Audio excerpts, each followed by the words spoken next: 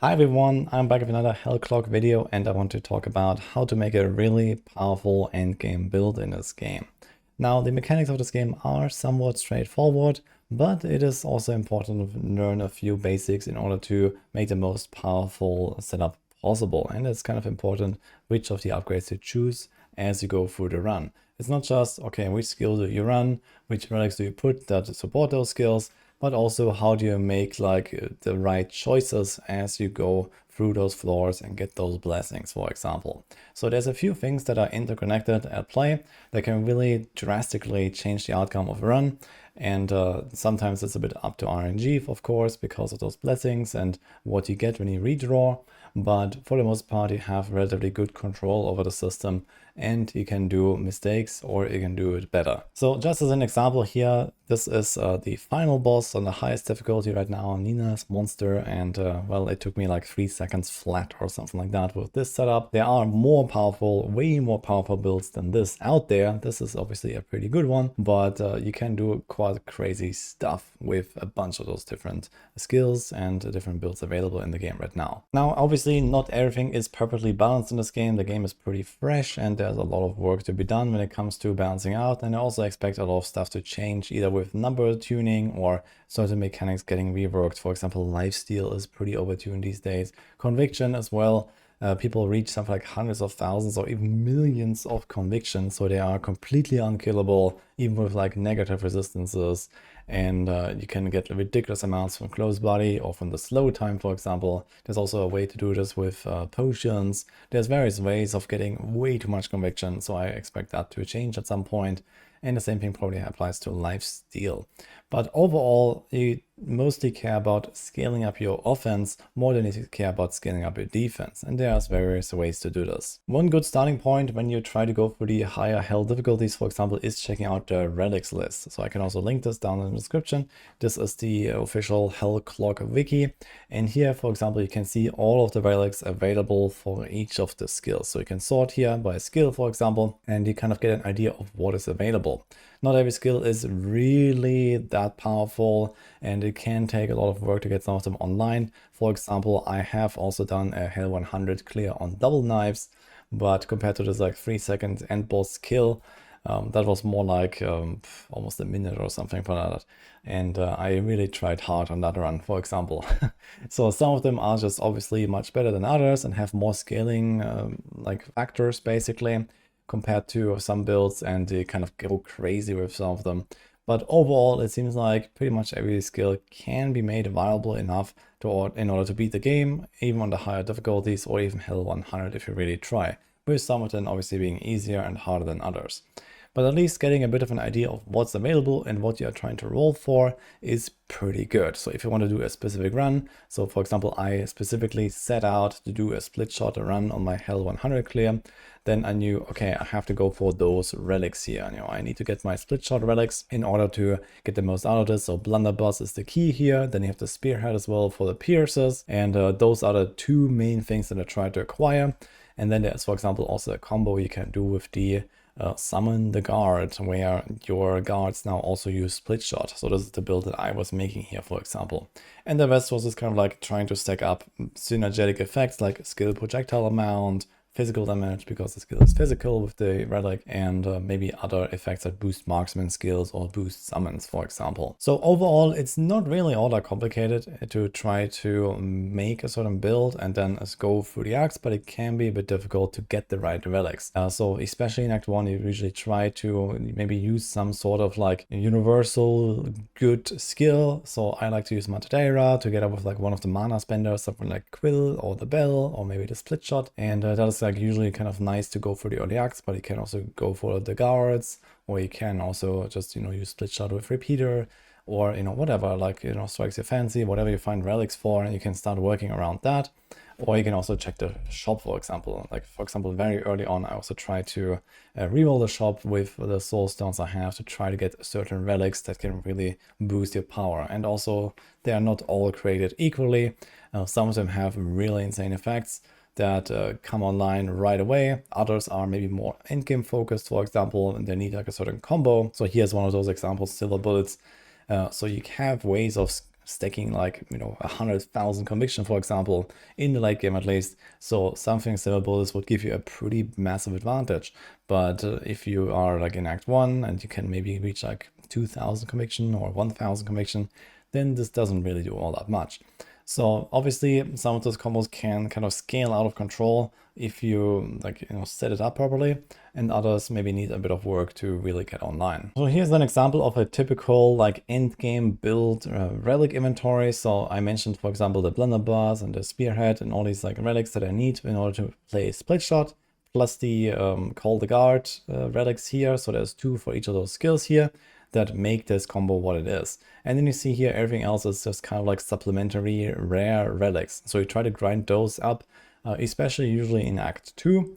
So Act 2 is kind of like the farming zone, and you try to find these shrines that give you a relic and you can reroll them, and you try to get stuff that helps you build. So sometimes they are skill specific, like those here where you get extra split shot damage. These are very powerful. There's similar ones for most of the skills out there that also give like a certain damage multiplier basically. Or for example, in the case of split shot, you also get a skill projectile mount, or something like the quill, for example, also does that. So you want to try to get this. There's obviously another multiplicative factor that you can use to boost your damage. So you try to kind of combine as many of those multiplicative effects here as possible. Here, for example, a summon damage relic as well. Since we have our guards here doing the split shot, this is actually pretty good. This is more of a minion build. I can shoot myself and actually deal some damage, but it's mostly my dudes doing most of the work here. And then, for example, there's also like other small stuff here, like resistances, or there's another rare verdict modifier where you have more movement speed and with a prayer active, for example. So that can also be kind of nice. There are also some kind of universal unique relics. So I really like the memorial candle, for example. Judgment is a skill that I put into most of my builds. It gives extra resistance pen basically. So it's like a ground effect with this candle where it just kind of keeps pulsing there, and everything that walks into it will get this resistance reduction effect. So I really like doing that on basically every build. This is really good, and you can also boost that throughout the run with the blessings that you get and make this larger, last longer, or give more pen, for example. So this is very nice. It also helps to deal with certain elites that have resistances, for example, much more easily. Or in this case, for example, there's the projectile build and the scale crit. I also do that usually at least towards the later stages when I have higher skill levels from the bell unlocked. I usually put in Prayer of Vengeance. And in this case, we can also benefit from the extra projectile amount here. So this is effectively another ×2 damage almost with a skill like Blunderbuss Split Shot. So you also want to try to look for these like other synergetic effects that you can get from other skills, not just your main skill. And the same obviously applies to your gear as well. So especially the weapon can have a certain like affinity towards certain damage types, for example, or a skill projectile amount like this, but it's also like melee damage, there's fire damage, lightning damage, and so on. So you try to get a weapon that has good base damage or like a high tier, and then a certain, synergistic effect for your build. So this is one thing here.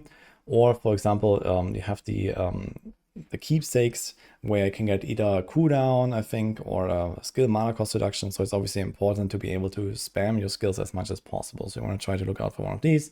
And many builds are very mana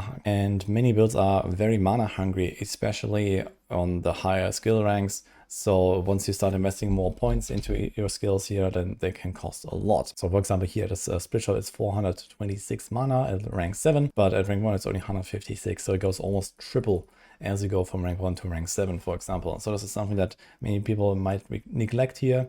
But obviously you also see the base damage. It just has 20,000% right now. This is thanks to all of these like blunderbuss multipliers and stuff like that. So it looks pretty crazy. But you see the relative increase here is also similar to the mana, roughly tripling as we go up in ranks. So both the cost and the damage goes up pretty significantly, and the same usually applies to other skills as well. So Quill, for example, 150 mana, 60 base damage, and then it goes to 542 mana, 180 base damage. So it's like a, times 3.5 or something like that in this case. So obviously figuring out the mana is pretty important, and this can be done, either, for example, from constellations. So it could be worth to like invest into constellations pretty early to try to get the mana figured out, or for example, go for some of those items here that can help you out. Another really important tip is lifesteal. So lifesteal is just completely broken right now. I do expect that's probably going to get a nerf at some point, but at least if you're not going to play a build that stacks like ridiculous amounts of conviction, then a lifesteal ring is kind of your savior, because later you're going to have a lot of attack speed or cast speed, and it's kind of like instantly full healing all the time on every hit, and this just makes sure that everything that doesn't one-shot you will not kill you basically, and all you have to give up is like a bit of crit chance. So this ring competes with crit chance, for example, and not really that much else that is really good. And it's relatively easy to hit 100% crit chance anyway in the late game. So you see here, just standing in town, I have 26 right now. And then, for example, activating the prayer, this goes up to 39, and I can actually give out the prayer permanently. And then throughout the run, I can get more ranks to Prayer of Vengeance, which gives us base crit chance, and then the Blessing that gives you crit chance. And I usually tend to reach 100% pretty soon into a run at least, and I don't really need to have the 100% right in floor 1 or something like that. So the TLDR is that having a lifesteal ring is not really much of a loss, because you can get to 100% pretty easily anyway, and you might also have like, you know, certain relics that have like a crit chance multiplier mod that can help you out with that, at least in the earlier progression. I'm not sure if I even have one right now, but even without it, it's quite possible to hit 100% anyway. It's always worth to kind of like check your stats a little bit throughout the run. So especially as you level up and then maybe put some points in, for example, the Prayer of Vengeance, then you will see that, you know, your crit chance goes up and up and up, and then you reach 40, 50, 60, 70, and so on. And at some point, it's just kind of like critting all the time. You can also turn on the damage numbers. You can see the yellow numbers kind of becoming more frequent and white numbers disappearing slowly. And at the same time, obviously, you also want to invest more and more into crit damage. So just standing in town here right now, I have 316%. So this is also thanks to, for example, the bell. So there's also some of those crit synergies. There's 5 crit here, and then 25 crit damage, 15 crit damage. There's also some constellations that give me crit damage right now, at least on like a projectile based build. You can do that pretty easily with stuff like this here on the Kopei constellation, for example. There's a lot of crit damage here that can get.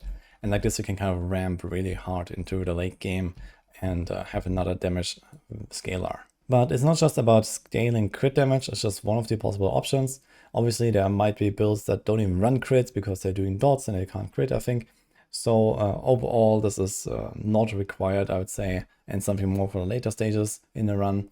And earlier on, you also want to just focus on trying to get as many of the different damage multipliers as possible. So attack speed, for example, is like its own damage multiplier, because the more you attack, the more damage you do. You just need to make sure that you also figure out your mana at the same time. Then you also have stuff like physical damage, for example. I'm doing physical damage with my build. This can also be improved throughout the run thanks to the blessings from you know, the end of a floor shrines. So you can try to get more, but you see here I have 319% physical damage. So here's another multiplier basically. So obviously the more the merrier on all of these things, but you also want to make sure that you don't overdo it and go all in on only one of these effects, but you kind of want to try to even them out a little bit and, you know, invest a bit here, invest a bit there, and try to get the most out of everything. And of course, it comes down to which choices you make when you level up. So whenever you have these blessings of proficiency, it can be worth to banish certain effects on even your main skill that you don't really want to see, or maybe banish some effects of these supporting skills where they don't really help you at all, but then there's other things that at least give you a bit of a benefit.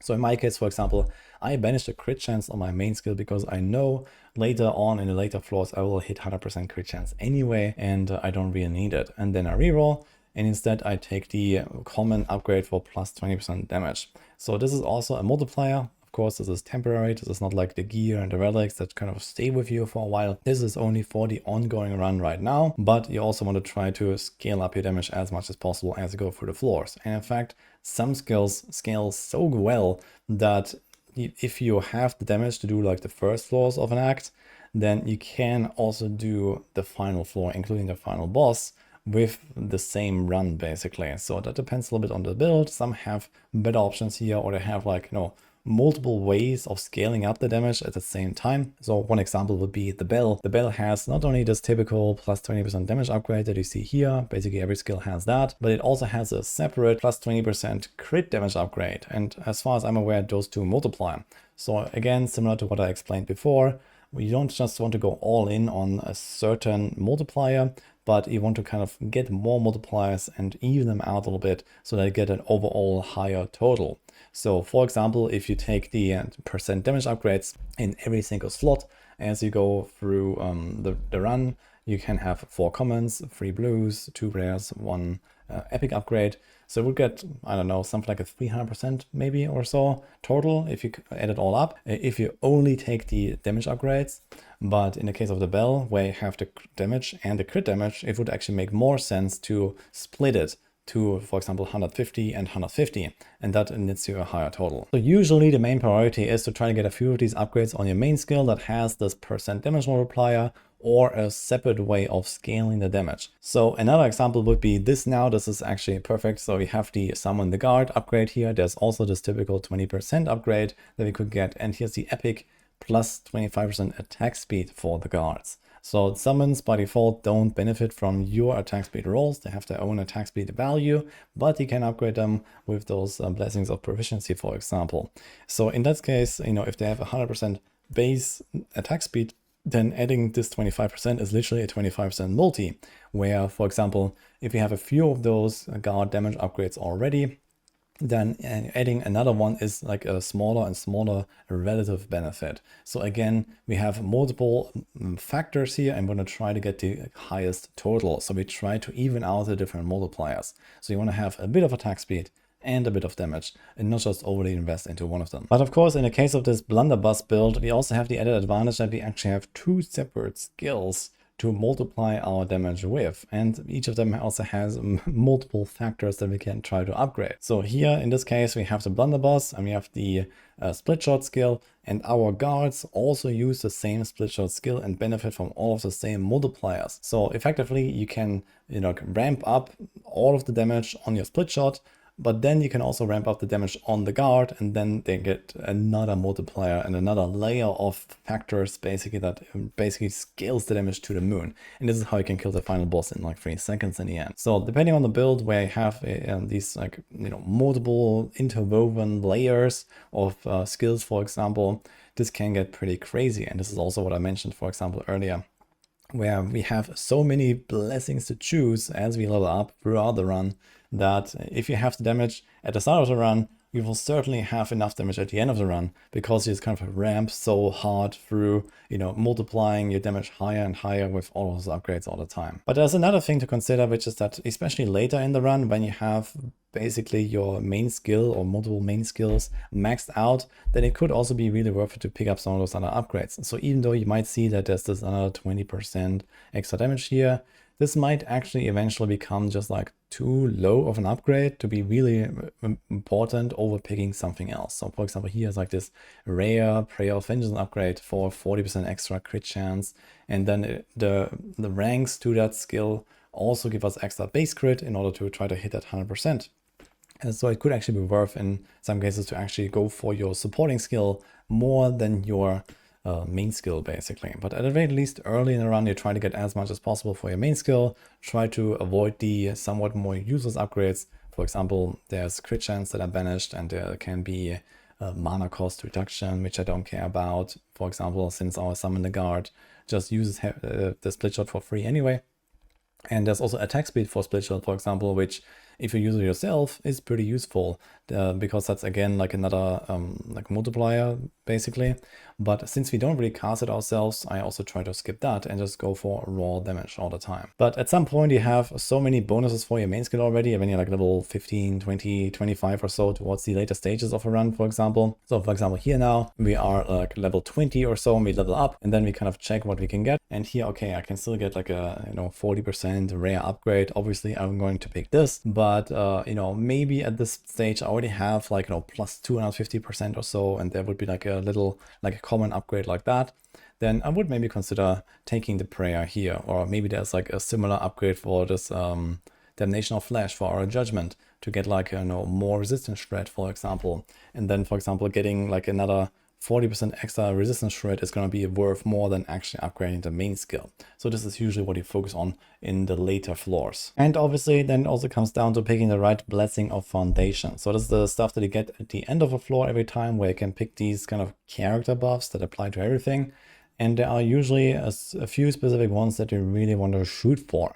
And they don't have random outcomes. They are predefined paths based on what you take. So for example, this one started as the crit path. So there's like 4% crit chance, which is like the first upgrade. And then it gives you the option to either go more crit chance or more crit damage. And then you have to choose the crit damage. And then that opens up another like 2 rare choices, where one of them is like crit chance, crit damage, and the other one is projectile damage. So you choose the projectile path, and then that leads to this final epic upgrade here that you see on the screen right now, where you get 100% skill projectile amount, but you have 30% less base damage. And in the case of this split shell build, for example, projectile amount is king. So that is effectively a double damage, but then minus 30%. So the net gain is still 60% DPS, and you can really feel that. So that's like one of those crazier outcomes here, because every single projectile you add is another, higher damage multiplier to our base damage, and that makes this really worth it. And there are other cases of especially projectile builds where you want to do exactly the same path, or there might be other outcomes here where, for example, when I was playing double knives, there is a path where you can get a bigger AoE for your skills from those blessings of foundation when you go a certain path. And so instead of investing into area of effect on my skill upgrade, I invested into area of effect from the blessing of foundation, which is just a way more efficient way of doing it, because my skill upgrades that give me more damage and other multipliers are just more valuable than the foundation in this case. So that depends a little bit on the build that you're playing. And it can be really valuable to figure out, okay, what is the blessing of foundation paths that I really want to shoot for, and what are the kind of like, secondary whatever effects. Obviously, it's nice to have more movement speed, and you can pick that. It's nice to have more life, you can pick that. But most of the time, there is like, 1 or 2 that really stand out for your setup that you want to shoot for every single run as you go through. So again, I would refer to the wiki here. So if you don't know all the paths by heart, well, in the game, you can actually kind of like mouse over it, and it will tell you what are the added and removed options every time you click on one. So you can just hover and then see that. But you also have the full overview here. So you can kind of check it out, for example, at the start of a run, once you figured out what is the build you want to play or so. You can see here, these are the 6 starter options, and then they spread out depending on what you choose. So then there's like the magic, you choose one of those, and then there's the rare, you choose one of those, and so on. And you can kind of like see all of the possible options here. And if you do all of that correctly, then you also get rewarded with some pretty huge DPS numbers. So it's obviously a bit hard to see now because this guy doesn't have enough life, but this is, the start of the run basically. I'm on floor 4, this is the first mini boss. You see he has 725 million life. And it does take me like 2-3 seconds or so to get rid of this guy. And you see individual hits are probably in the range of something like, I don't know, 50 to 100 million or so. So it does go down pretty fast, obviously. But this is nowhere near what I'm doing at the later stages of the run, after getting all those level ups, after choosing all of the right blessings of foundation and the right blessings of proficiency, ramping up my damage with those skill levels. And then, at the end, you get to the point where, this guy has, I don't know, 80 times or so the HP of the mini boss that we just saw, and he melts in literally the same time, basically, with like 1 billion DPS. And the total damage output is, something like 15 billion DPS or so, where maybe previously I was doing, I don't know, 200 million or something like that. And all of that was done in the same run just by choosing the right blessings, choosing the right upgrades as I go through. This was not with it going back to town and then upgrading my gear and upgrading my relics or something like that. So this was all you see here, the 6 runs remaining. This was throughout my entire actually playthrough basically. And with that, I'm gonna conclude this video here. So I hope this helps you out, and wish you good luck with your own Hellclock runs. I gotta say, I had a ton of fun with this game, and I'm definitely going to come back whenever I have time, when there's updates or so, and go through the game, see what they have done, and overall I can just recommend to try it out if you haven't yet. So it's a ton of fun. It's not like the traditional ARPG, but it has these ARPG and roguelite elements that really fit well together, and it's just really cool.